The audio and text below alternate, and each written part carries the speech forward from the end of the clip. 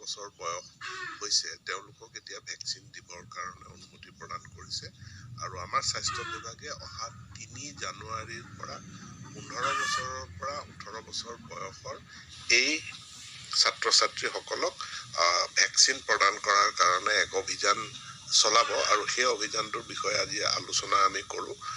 ৩ তাৰিখৰ দিনা প্ৰত্যেক জিলাতে প্ৰায় ১৫খন বিদ্যালয়ত কেম্পাছত ভেকচিনেশ্যন আৰম্ভ হ'ব।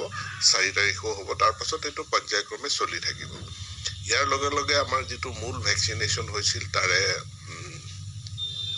বহু সংখ্যক লোক প্ৰায় ৬০ লাখ তেওঁলোকে ফাৰ্ষ্ট ড'জটো ল'লে কিন্তু ছেকেণ্ড ড'জটো লোৱা নাই, কিন্তু ছেকেণ্ড ড'জটো দিও হৈছে।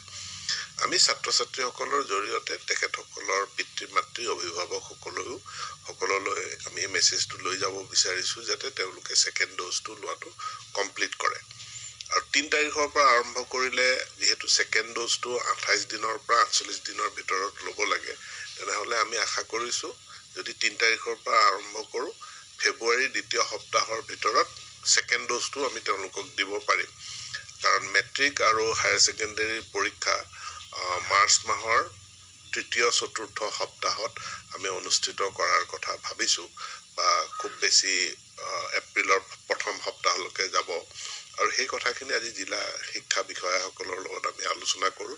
তাৰ উপৰিও আমাৰ শিক্ষা বিভাগৰ কিছুমান সমস্যা আছিল যিখিনি আজি আমি পুংখানুপুংখভাৱে আলোচনা কৰোঁ। বিদ্যালয়সমূহৰ যি একত্ৰীকৰণৰ প্ৰস্তাৱ আছে সেই একত্ৰীকৰণৰ প্ৰস্তাৱক আমি চূড়ান্ত ৰূপ দিবলৈ গৈ আছোঁ।